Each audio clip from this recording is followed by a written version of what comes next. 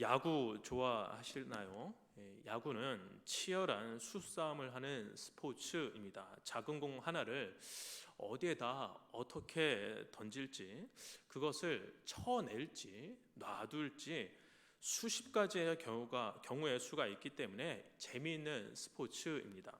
그리고 야구에서 제일 재미있는 것은 응원이죠. 야구장에서 응원가를 따라 부르면 그냥 재미있고 신납니다. 그런데 무엇보다 야구가 재미있는 이유는 경기가 끝날 때까지 승부를 알 수 없다라는 점입니다.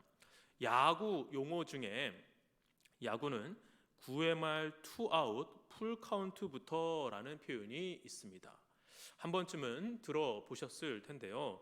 야구는 9회 말 3아웃이면 끝나는데 아무리 이기고 있는 팀이라고 할지라도 아웃 카운트 한 개를 남겨놓고도 역전당할 수 있는 것입니다.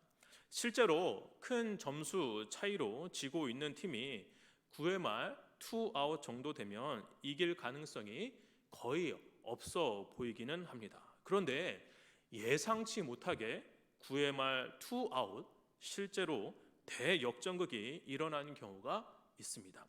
1회부터 9회까지 지고 있다가도 이제는 졌다고 포기하려고 할 때 기가 막힌 역전이 일어나는 경기를 보게 되면 흥분을 하지 않을 수가 없습니다.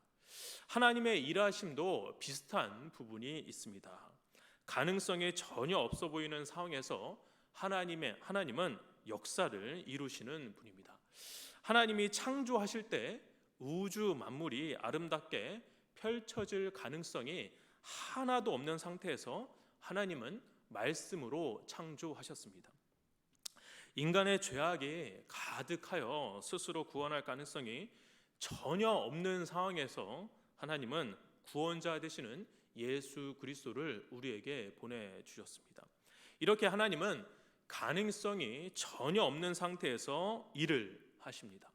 따라서 모든 것이 끝이 났다고 여겨질 때, 이제는 방법이 없다고 생각이 될 때, 사실 그때 하나님께서 대역전극을 일으키신다는 사실을 잊지 말아야 할 것입니다. 오늘 본문의 내용이 그러합니다.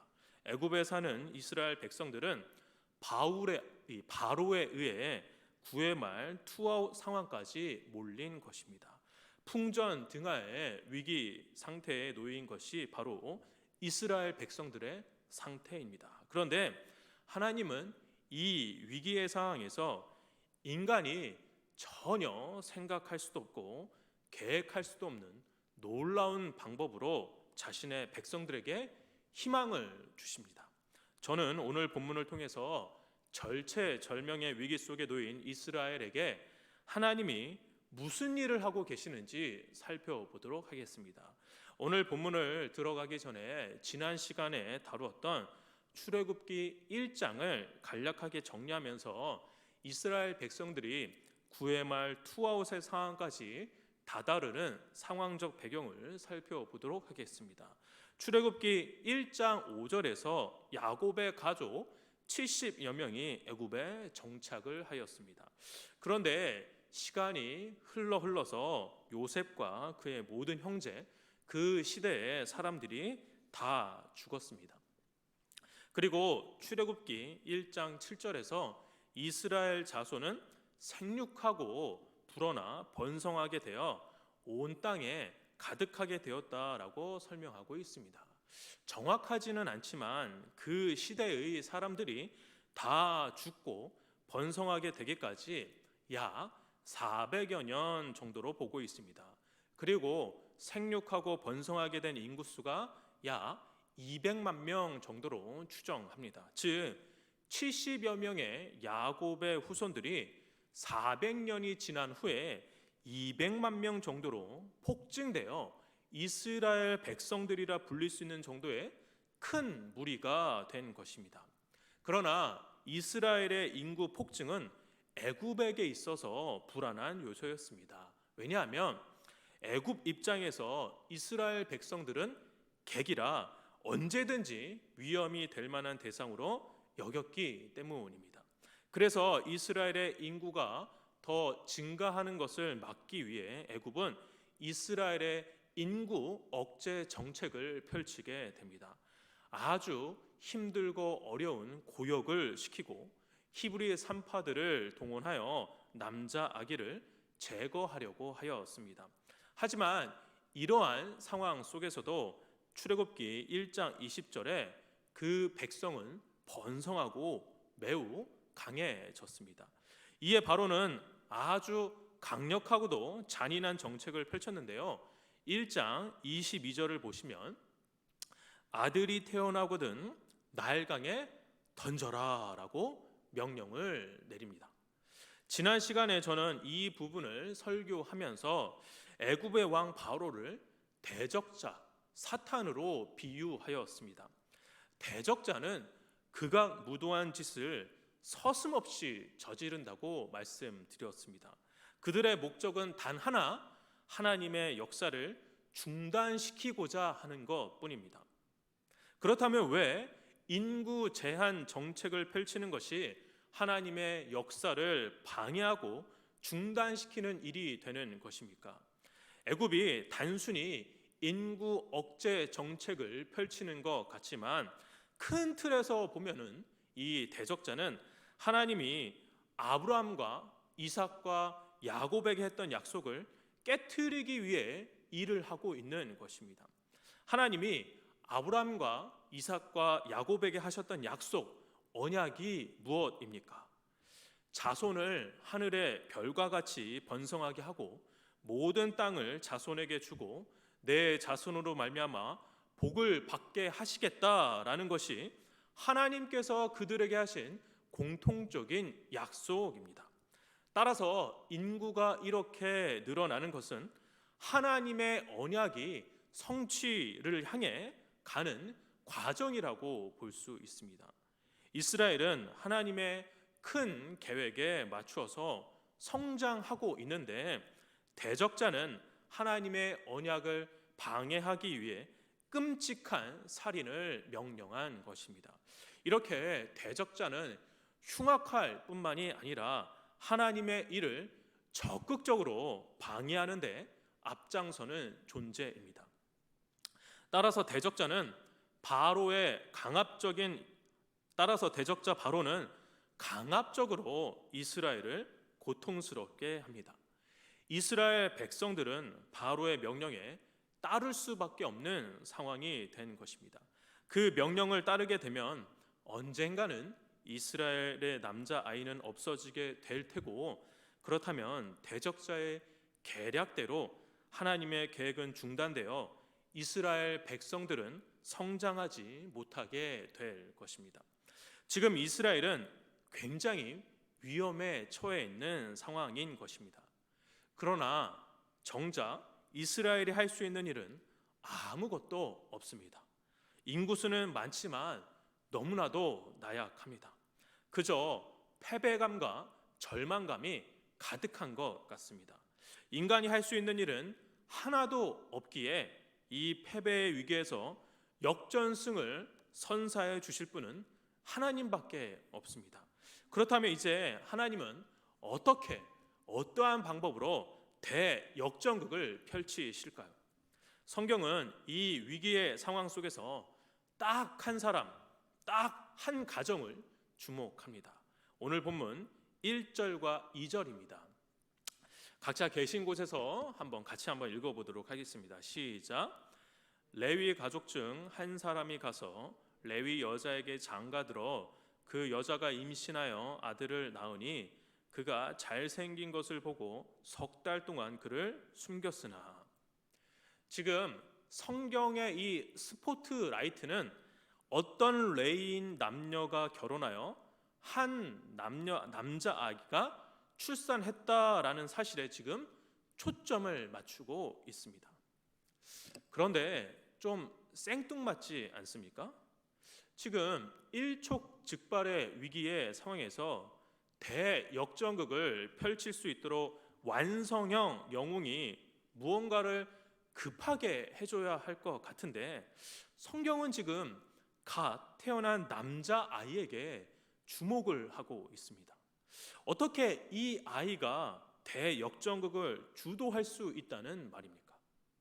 하지만 성경은 이런 의문점에 전혀 대답하고 있지 않습니다. 오히려 이 아이의 용모에 관해 이야기를 합니다. 2절 중반절을 보시면 그가 잘생겼다라고 말입니다. 이 잘생겼다라는 이 히브리어는 토브라는 단어입니다. 좋은, 아리따운, 선한 이런 의미가 있습니다. 그런데 이 단어는 매우 특별한 곳에서 사용이 되었는데 창세기 1장에서 하나님께서 창조된 세상을 바라보시면서 이렇게 이야기하시죠. 보시기에 좋았더라. 이때 보시기에 좋았더라라고 말씀하실 때 사용한 좋았더라가 바로 토부입니다. 즉 하나님께서 창조된 세상을 보시고 토부라고 말씀하신 것처럼 하나님께서 이 아이를 통해 새로운 창조가 시작될 것이라는 의미로 토부라는 단어를 의도적으로 표현한 것일지도 모릅니다. 그러나 지금 현실은 잘생겼든 못생겼든 남자아이는 어디로 보내야만 합니까? 네, 나일강으로 떠나 보내야만 하는 상황입니다. 그런데 이 잘생긴 사내 아이의 엄마는 이 아이를 나일강으로 바로 두지 않고 3개월간 숨겨놓고 키우게 됩니다. 저희 집 아기들이 태어날 때를 생각해 보았습니다. 아내의 해산이 고통이 끝나고 이제 막 태어난 저희 딸들을 바라보았을 때 물론 막 감동이 있기는 있었지만 그렇게 막 이쁘고 그렇게 귀엽고 그러지는 않았습니다. 이게 사랑스럽지 않다라는 의미가 아니라 갓 태어난 아기를 보면 피부도 빨갛고 얼굴도 퉁퉁 부어 있어서 굉장히 낯설었던 기억이 납니다. 그런데 아이가 3개월 정도 지나면 어떻습니까? 빨간 피부는 하얗게 돌아오고 살도 포동포동하게 올라오지요. 이때부터 너무나도 귀엽고 사랑스럽습니다. 보고만 있어도 행복한 때가 바로 이 시기입니다. 남자아이를 키우는 어느 집사님이 그러시더군요. 평생 효도를 이때 다 한다고 말입니다. 너무너무 사랑스러울 때가 바로 이때, 바로 3개월, 100일 무렵이 그렇습니다. 그런데 3절을 보니 더 숨길 수 없게 되었다라고 말합니다. 가장 사랑스러울 때 이 아이의 어머니는 나일강에 아이를 보낼 수밖에 없었습니다.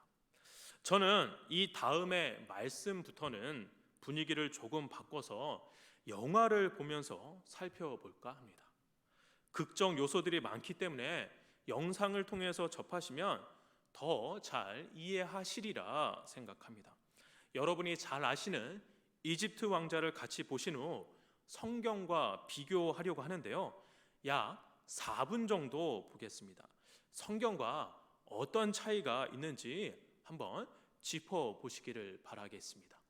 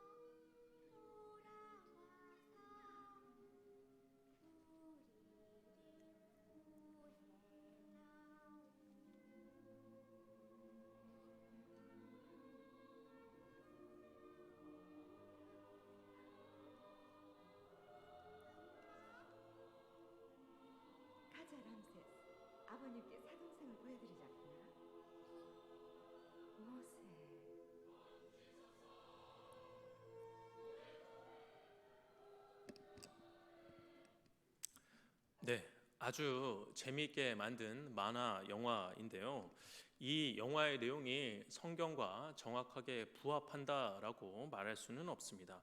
성경과 다른 몇 가지가 있습니다. 저는 시간 관계상 한 세 가지 정도 살펴보도록 하겠습니다. 첫째, 영화에서 아이의 어머니가 아이가 담긴 바구니를 그냥 나일강가에 떠내려 보내죠. 그런데 오늘 본문 3절 하반절을 보시면 나일강과 갈대 사이에 두고라고 나와 있습니다. 성경에서는 갈대 사이에 두었다라고 말하고 있지 나일강에 그냥 두었다라고 말하고 있지는 않습니다. 둘째, 영화에서는 아이를 태운 갈대 상자가 흐르고 흘러서 바로의 궁전에 도착을 하는데 기가 막히게도 마치 이 갈대 상자 안에 내비게이션이 있는 것처럼 갈대 상자가 바로의 궁전에 다다르는 모습을 그리고 있습니다. 그런데 성경을 자세히 살펴보시면 아이를 태운 갈대 상자가 바로의 딸에게 흘러갔다고 하지 않습니다.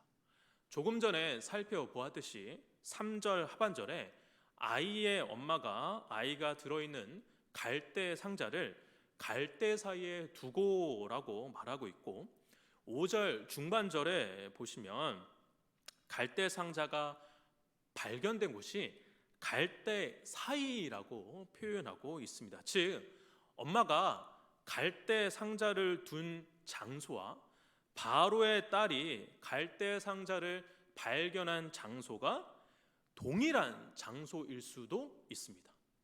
이 아이의 엄마는 아기를 그냥 이 갈대 상자를 강에 흘러가게끔 놔둔 것이 아니라 아이의 안전을 위해서 내려놓을 곳을 주의 깊고 섬세하게 골랐을 것입니다. 섬세한 준비 과정을 거쳐 갈대 상자를 둔 곳이 가장 안전하다고 생각한 곳 바로 갈대 사이였던 것이지요. 왜냐하면 갈대가 많은 곳은 유속의 움직임이 거의 없기 때문에 강에서 제일 안전한 장소가 되는 것입니다. 따라서 이 상자는 바로의 딸에 의해 발견되기 전까지 원래 있던 그곳에서 그대로 있었던 것으로 보입니다. 물론 갈대 사이에 놓아둔 갈대 상자가 유속과 바람에 의해서 흘러가 바로의 딸이 목욕하는 장소에 있는 또 다른 갈대 사이에 도달했을 가능성이 전혀 없는 것은 아닙니다. 영화에서 표현된 것처럼 기가 막히게 바로의 딸이 있는 곳으로 흘러갔을 수도 있습니다. 흘러가지 않고 그 자리에 놓여 있는 것을 바로의 딸의 시녀가 그 장소에 발견한 것으로도 충분히 해석할 수도 있습니다. 셋째, 영화에서는 바로의 딸이 모세를 발견하고 곧바로 궁전으로 데리고 들어가지만 성경에서는 그렇지 않습니다. 바로의 딸이 갈대 상자 아기를 확인하자 멀리 지켜보고 있던 모세의 누이가 재치 있게 말을 합니다. 7절에 내가 가서 당신을 위하여 히브리 여인 중에서 유모를 불러다가 이 아이에게 젖을 먹이게 하리이까. 바로의 딸은 그 제안을 받아들이고 이 누이는 아기의 어머니를 불러와 유모로서 이 아기를 키우게 됩니다. 성문교회 성도 여러분, 출애굽기 2장 1절부터 10절을 영화를 통해서 비교해서 살펴보았는데요. 자세히 보면 볼수록 성경과 영화의 내용이 차이가 있다라는 것을 발견할 수 있을 것입니다. 그렇다고 무조건 영화가 틀렸다, 잘못되었다라고 말할 수는 없을 것입니다. 이 장면을 이해하는 데 있어 어느 정도로 도움이 되었다면 그것으로 충분한 것 같습니다. 그렇다면 오늘 본문을 통해서 우리가 짚어내야 할, 꼭 기억해야 할, 영화에서는 짚어낼 수 없는 그 무엇이 어떤 것이 있겠습니까? 저는 저와 여러분이 두 가지 사실을 꼭 기억했으면 좋겠습니다. 첫째, 하나님은 가늠할 수 없는 방법으로 우리를 인도하십니다. 모세는 이제 어디에서 살게 되었습니까? 네, 바로의 궁전에서 살게 되었습니다. 모세는 인간이 계획할 수 없는 놀라운 방법으로 바로의 궁으로 너무나 자연스럽게 입성한 것입니다. 그곳에서 최고의 것들을 누리며 최고의 교육을 받으며 살아갈 수 있게 된 것입니다. 이상하지 않습니까? 아이러니하지 않습니까? 바로는 이스라엘의 남자아이를 다 죽이려고 했지만 하나님은 훗날 이스라엘을 이끌어낼 모세를 바로 턱 밑에서 자라게 한 것입니다. 이 대목을 읽을 때면 유대인들은 오늘날에도 손뼉을 치며 발을 구르며 소리를 지르며 열광을 한다고 합니다. 이스라엘은 9회 말 투아웃, 이제 끝날 것 같은 상황이었는데 하나님께서 기가 막힌 방법으로 민족의 지도자를 계획하시고 준비시키셨기 때문에 믿음의 눈으로 본다면 열광하지 않을 수가 없었던 것이죠. 하나님이 이러한 계획을 갖고 계시고 이렇게 인도하시리라고 그 어떠한 이가 생각할 수 있겠습니까? 설교 서두에 제가 이런 표현을 했습니다. 하나님은 가능성이 제로의 상황 속에서도 역사를 이루시는 분입니다. 우리 스스로 모든 것이 끝이 났다고 여겨질 때, 이제는 방법이 없다고 생각될 때, 사실 그때 하나님께서 대역전극을 일으키신다는 사실을 잊지 말아야 할 것입니다 라고 제가 서두에서 말씀드렸습니다. 제가 무슨 근거로 이렇게 이야기를 했겠습니까? 네, 오늘 본문에 나온 모세의 이야기를 보면 이렇게 생각을 안 할 수가 없는 것이죠. 하나님은 인간이 생각지도 못한 방법으로, 우리가 계획할 수 없는 방식으로 하나님의 역사를 이루어 가시는 분임을 성경이 증명하고 있습니다.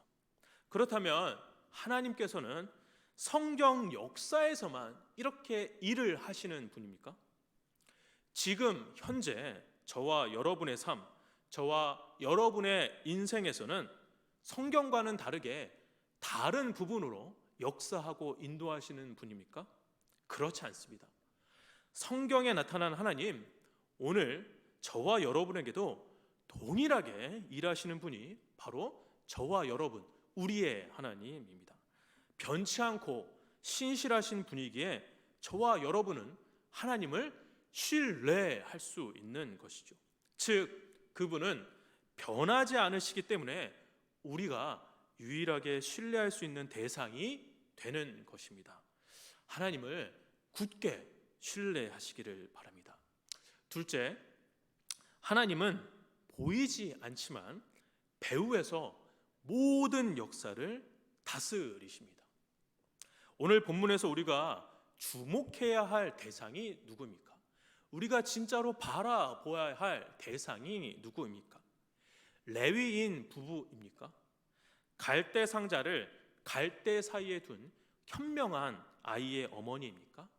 아니면 갈대 상자 안에 들어있는 이 아기입니까? 순발력 있게 대처한 이 아이의 누나입니까?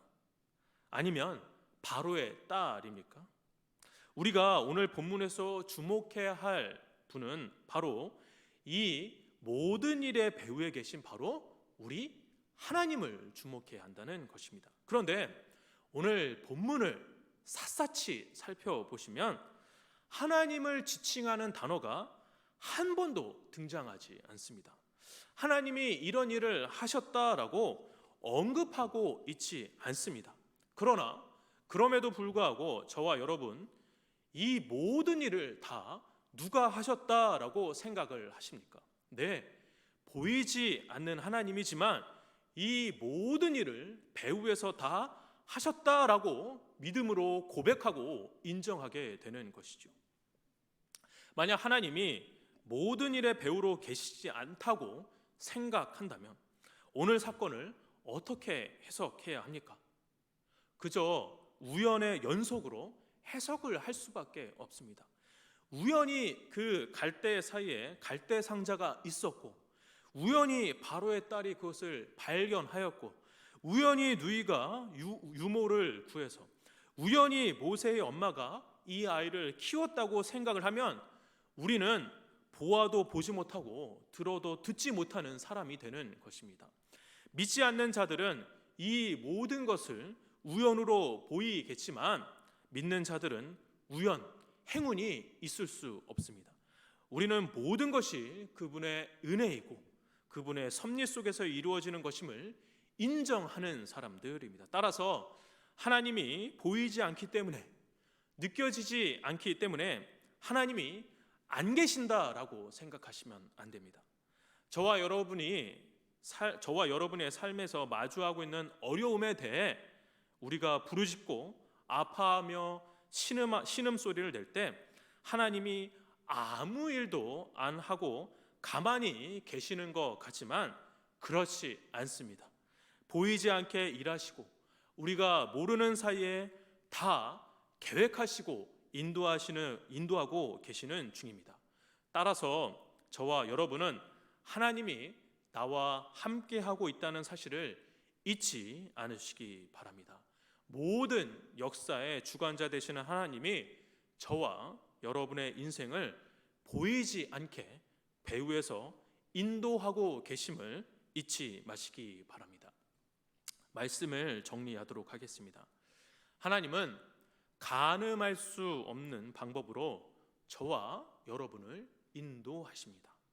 하나님은 절망적인 상황 속에서 하나님의 백성을 버리지 않고 그들을 구원할 계획을 분명히 세우고 계십니다. 하나님은 보이지 않지만 배후에서 모든 역사를 다스리고 통치하고 계십니다.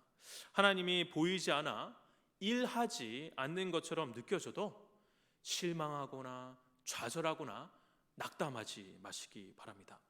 가장 어려운 상황에서, 가장 짙은 어두움이 깔린 시간 속에서도, 가장 큰 좌절이 임하는 절망의 시간 속에서도 하나님이 가늠할 수 없는 방법으로 저와 여러분을 인도하신다는 사실을 굳건히 믿고 신뢰하셔서 주가 모든 배후에서 일하신다는 사실을 믿음의 눈으로 바라보며 흔들리지 않는 믿음을 소유하시는 성문교회 성도님들 되시기를 주의 이름으로 축원합니다.